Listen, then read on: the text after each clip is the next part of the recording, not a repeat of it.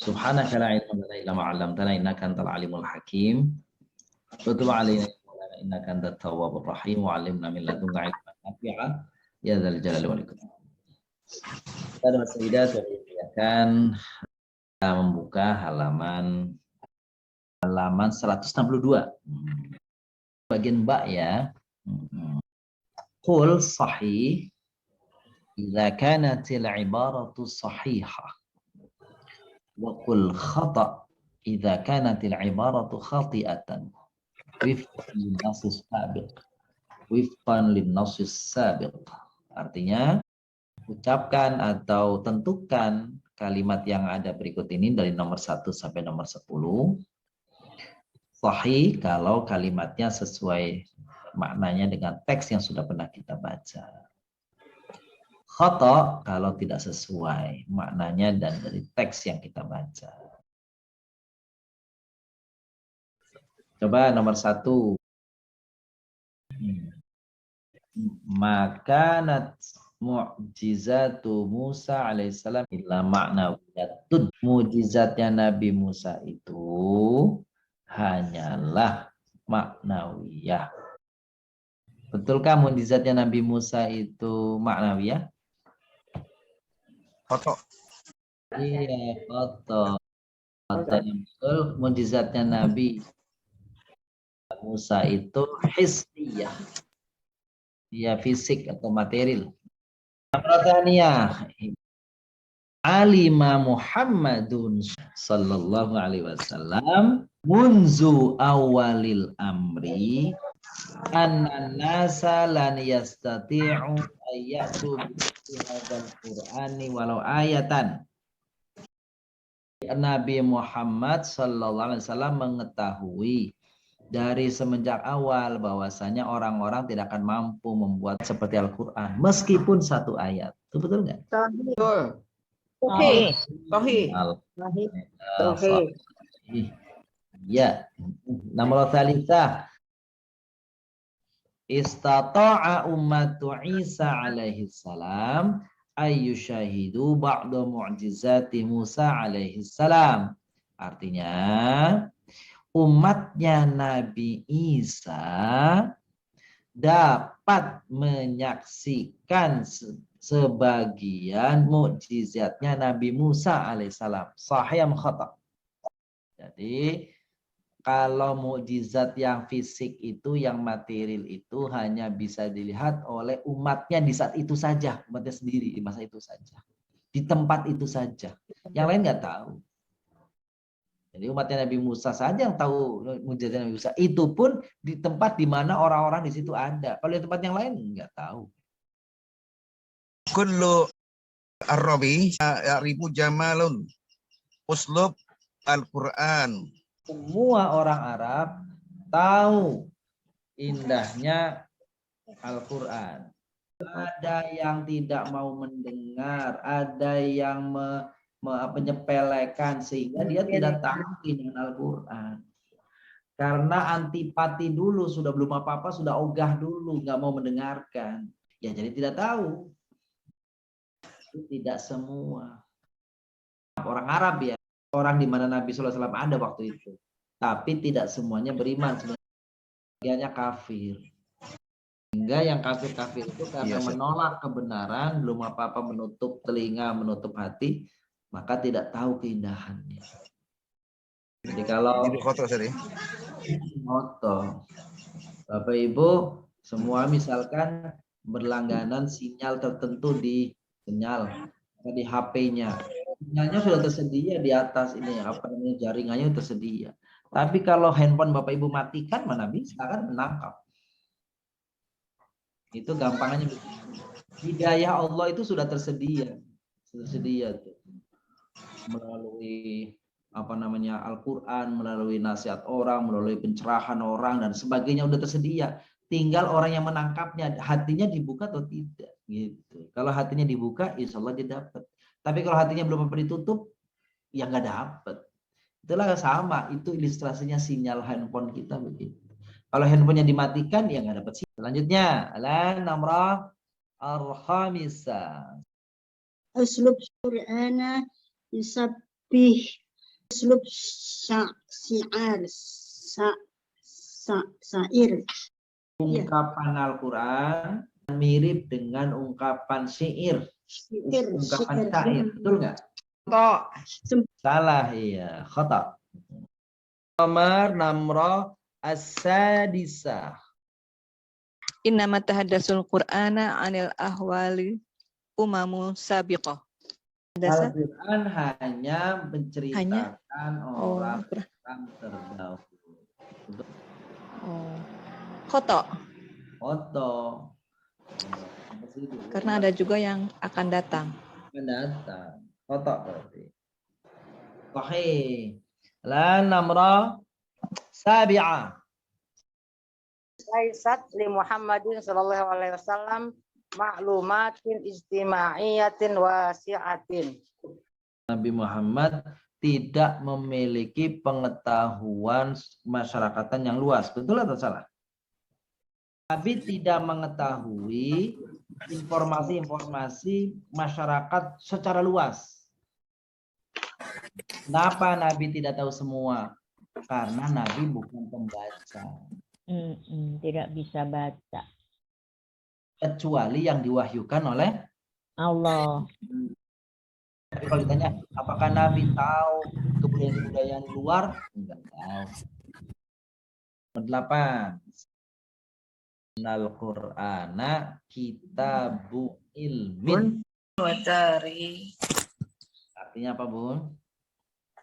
Sungguhnya Quran adalah kitab ilmu dan tarikh, sejarah. Kitab pengetahuan, buku pengetahuan dan buku sejarah, betul nggak? Sahih. Enggak. Sahih. Enggak sahih. Quran itu kitab hidayah. Bahwa di dalamnya ada sinyal-sinyal tentang sejarah, ada. Bahwa di dalamnya ada informasi tentang pengetahuan, ada. Tapi Al-Quran tidak disebut sebagai buku pengetahuan, buku ilmu, buku sains, atau buku sejarah. Karena bukan tujuan Al-Quran. Jadi kalau ada orang bilang Quran itu bukan buku ilmiah, emang bukan buku ilmiah. Sebab salah satu ciri khas daripada ilmiah itu apa itu? Metode ilmiah itu. Satu, kebenaran diperoleh karena adanya satu penelitian. Gitu ya, pengalaman. Jika penelitian yang lalu dan pengalaman yang lalu ternyata terbukti ada penelitian baru yang menggagalkan penelitian yang lama, maka penelitian yang lama itu tereliminasi, terhapus oleh penelitian yang baru. Itu prinsip ilmiah. Contoh, Bapak Ibu, dulu orang menyebut yang paling kecil itu adalah biji sawi. Ya, gitu ya. Lalu berkembang, katanya yang paling kecil itu adalah atom. Teorinya, oh atom berarti yang terkecil. Berkembang lagi, muncul yang baru. Oh, yang terkecil sekarang bukan atom, tapi neutron. Berarti teori yang dulu tentang atom makhluk yang terkecil menurut pandangan manusia itu dieliminasi. Keliru. Ada lagi yang lebih kecil. Mungkin nanti akan ada lagi penemuan bahwa yang lebih kecil bukan neutron. Ada lagi mungkin di bawah neutron. Nah, ilmiah itu begitu. Berkembang terus. Kebenaran dihapus. Al-Quran nggak mungkin begitu. Al-Quran sepanjang masa nggak bisa berubah. Kebenarannya mutlak. Nggak bisa diuji coba terus kemudian di Al-Qur'annya diganti, diubah, nggak bisa. Itulah yang mengatakan bahwa Al-Quran bukan apa? Bukan kitab ilmiah. Sebab kalau kitab ilmiah bisa berubah-ubah. Gitu. Kalau Al-Quran nggak bisa berubah. Kebenarannya mutlak. Jadi nomor sini betul atau salah? Innal Qur'ana kitabun ilmin wa tarikhin. Khoto. Yang betul kitabul hidayah. Hudan lil muttaqin. Dalikal kitab la raiba fi. Itu udah luar biasa itu hudan. Enggak minder kita kalau nggak disebut dengan kitab sains. Tapi di dalam Al-Quran banyak isyarat tentang sains. Iya betul. Di dalam Al-Quran banyak isyarat tentang sejarah, betul.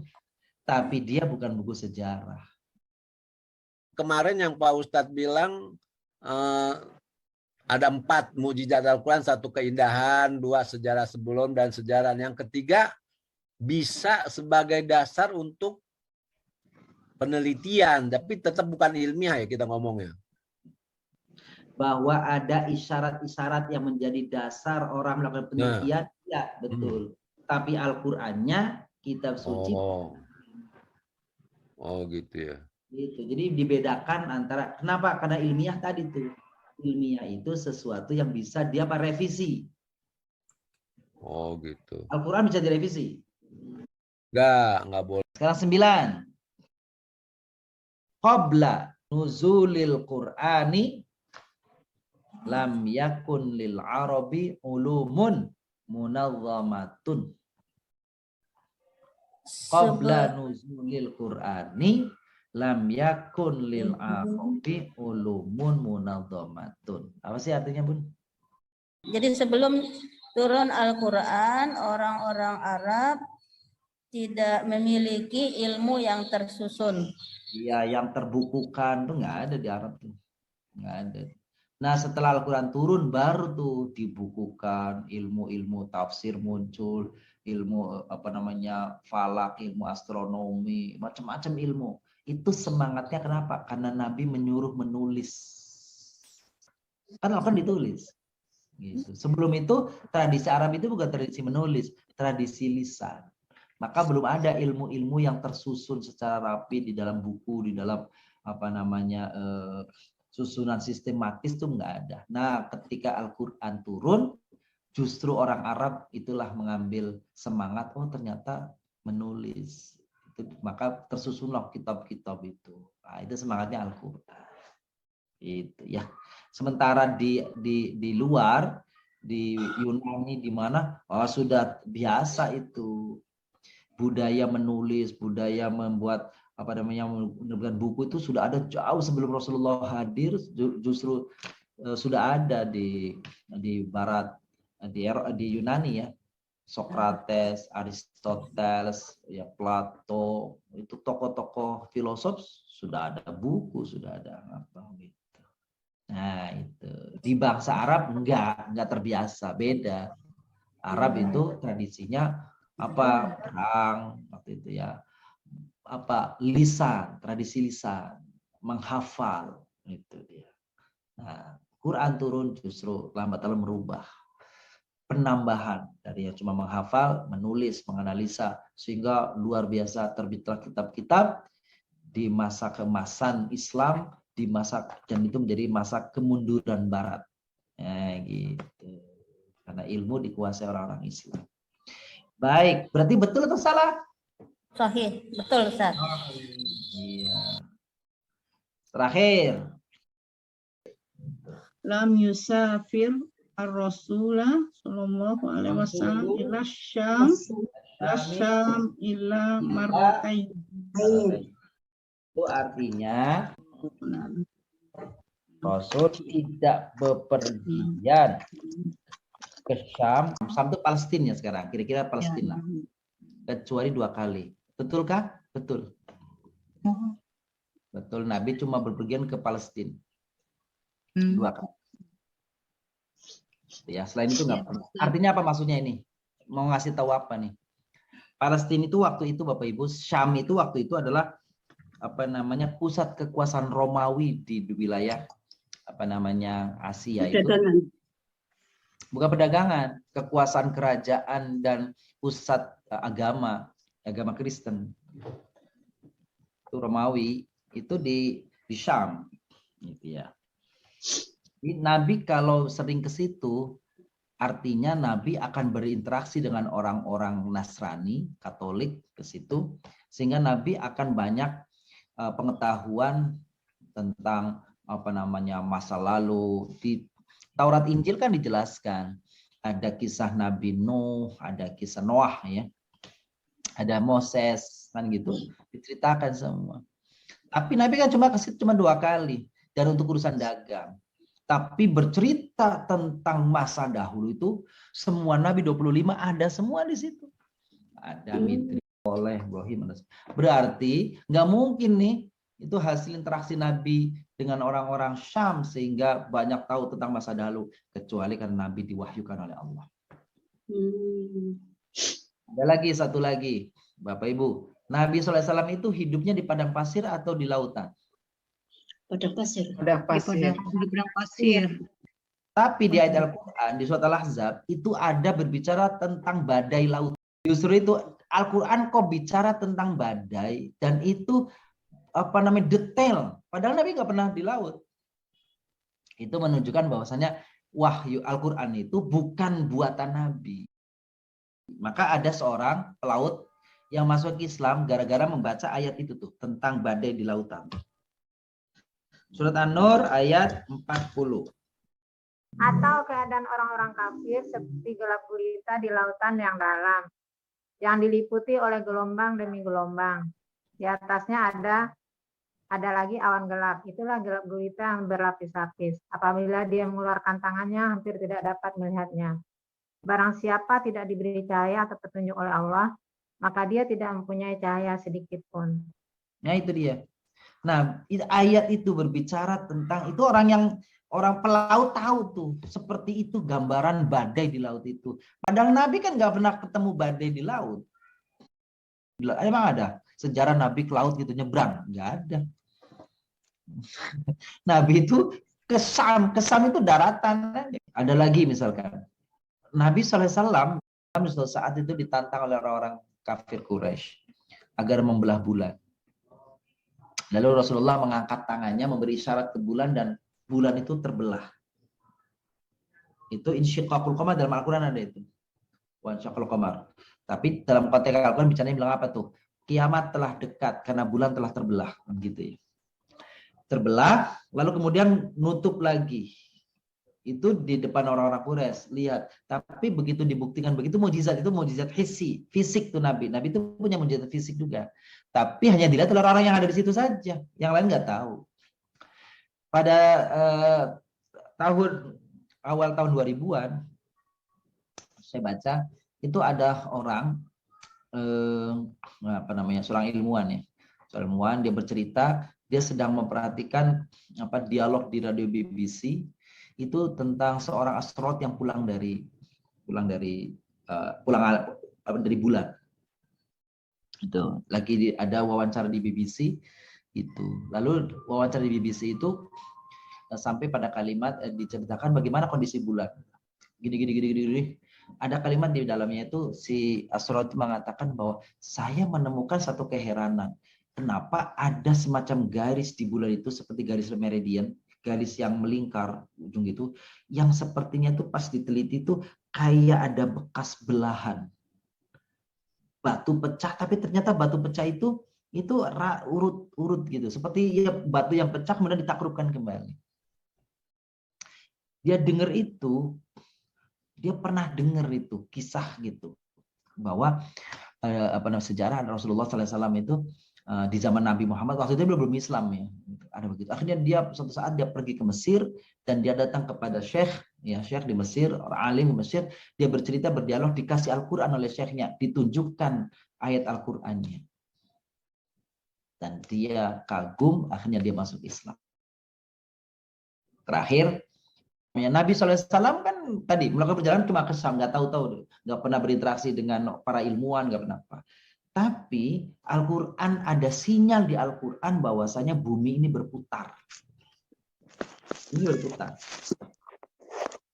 Bumi ini bergerak. Padahal bumi kan nggak kelihatan, nggak itu ya, kita nggak nyadar kalau bumi ini berputar kan. Coba kalau kita merasa bumi kita terus goyang-goyang gitu terus kita jatuh kan enggak. Kita tegak aja, jalan tegak aja, nggak ada masalah kan gitu. Padahal bumi itu berputar. Selain berputar, mengelilingi matahari, dia pun berputar sendiri. Ternyata di Al-Quran ada ayat yang berbicara ya, watarol jibala, ya, kau lihat gunung itu tamurru marras sahab, dia bergerak seperti gerakannya awan. Awan bergerak. Bumi bergerak. Kok tahu bumi bergerak? Al-Qur'annya mengatakan, dan kamu lihat gunung-gunung itu bergerak seperti geraknya awan. Al-Quran menyebutnya gunung. Bapak Ibu yang muliakan, gunung itu adanya di mana? Di bumi. Dia masak di bumi, matok di bumi. Artinya apa? Kalau gunungnya bergerak, ya pasti buminya ikut bergerak. Masa iya nggak bergerak? Kan gitu. Itu luar biasa Al-Quran itu ya. Dan itu yang membuktikan orang-orang barat duluan itu. Kebenaran Al-Quran itu. Berarti bumi ini bergerak. Kan bergerak. Tuh, itulah bukti-bukti ilmiah, keilmiahan. Tapi sekali lagi, Al-Quran tidak disebut dirinya sebagai buku ilmiah. Bahwa ada isyarat-isyarat ilmiah, iya, betul. Gitu. Baik. Coba kita lihat nih, halaman 166. Perintahnya ada nomor 1 ya, 1 sampai 6. Bapak Ibu letakkan pada setiap kalimat, boleh milih, yaitu adatul qasr, yaitu perangkat qasr. Bisa letakkan innama di depan, paling depan, tinggal meletakkan saja, atau Bapak Ibu qasrnya dengan huruf nafi dan illa. Saya ulangi lagi, letakkan huruf nafi dan illa. Gitu ya, contohnya kalau kalimat yang masyhur, la ilaha illallah. Gitu ya. Oke. Dari 6 itu, pokoknya ada innama, ada ma sama illa atau la sama illa. Mau berapa ya, berarti salah satunya ada. Silakan dibuat, letakkan, kasih contoh nomor 1 nih Bapak Ibu. Innamal a'malu binniyat. Itu pakai innama. Innamal a'malu binniyat. Jadi kalau Bapak Ibu meletakkan innama, udah tinggal taruhlah innama doang di depannya, udah selesai jadi. Tapi kalau Bapak Ibu mau letakkannya ini ada huruf nafinya sama ilahnya, maka laisatil a'malu illa binniyat. Atau pakai ma. Mal a'malu illa binniyat. Nah, silakan nomor 2 sampai nomor 6. Silakan taruh di depannya innama atau taruh depannya huruf nafi dan illa. Waktunya 5 menit dari sekarang. Nomor 2. Godaru artinya apa Ustaz? Godaru artinya meninggalkan. Maghadara Muhammadun sallallahu alaihi wasallam ila Syam illa marratain. Kalau pakai laisa boleh nggak? Kalau laisa diikuti isim, Bun. Kecuali kalau dia fi'il mudhari, Ibu boleh pakai la, boleh pakai lam. Bagaimana nomor 2 ini kalau pakainya innama? Innama ghadara Muhammadun Makkah ila Syami marrataini. Nomor selanjutnya. Innama dunya mazra'atul akhirah. Dunia itu hanyalah ladang akhirat. Bagaimana kalau nomor 3 ini menjawabnya pakai nafi dan illa? Laisati dunya illa mazra'atul akhirat. Itu dia. Atau ma ad-dunya illa mazra'atul akhirat. Jadi mazra'atul akhirat itu kan mudhaf ilaih nggak boleh dipisah. Nomor 4 sekarang. Belum. Ustaz, Isya itu apa ya Pak Ustaz? Oh, al-aish, kehidupan. Mudatin itu artinya sebentar. Tangkodi, berakhir, selesai. Mal-aishu illa muddatun saufa tangkodi. Sekarang pakai innama. Innamal aisyu muddatun saufa tangkodi. Ma khalaqallahu insan illa min sulalatin min tin. Gimana kalau di innama? Jadi kalau innama, Bapak Ibu, diikuti fiil jangan pakai alif lam ya. Innamal khalaqa enggak. Kalau khalaqa enggak boleh pakai alif lam. Innama khalaqallahul insan sulalati min tin. Artinya itu apa? Allah menciptakan manusia hanya dari saripati tanah. Tidaklah Allah menciptakan manusia melainkan dari saripati tanah. Kalau in dengan ila kan jadi nafi. In kolako. Boleh. Tapi biasanya kalau in itu diikutinya isim. Kalau hal di buku juga bilang boleh sama al sama ila bisa jadi nafi juga Pak Ustadz. Boleh. Tapi dia sama juga harus isim juga.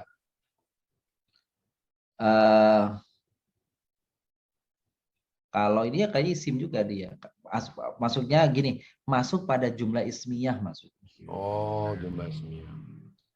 Hal jazaul ihsani illa ihsan. Itu kan jaza kan itu isim, jumlah ismiyah dia. Jadi kalau diikuti fiil nggak tepat. Hal dakhala Ahmad nanti jadinya istifham beneran istifham. Jadi kata tanya, padahal itu bukan kata tanya, kata nafi maksudnya. Terakhir nomor 6. Inamal hayati dunya laibun walahun. Pak Ustadz, lahun apa Pak Ustadz? Senda gurau. Iya guru artinya. Senda gurau. Bukan. Guru itu menipu. Menipu tipuan ya. Oh. Kalau laib, lahun itu senda gurau, candaan. Kalau innamal hayatud dunya, mari kita lihat Bapak Ibu, perhatikan. Kalimat itu ada yang sifatnya informatif saja, memberi informasi saja. Datar saja, biasa saja. Itu khabar.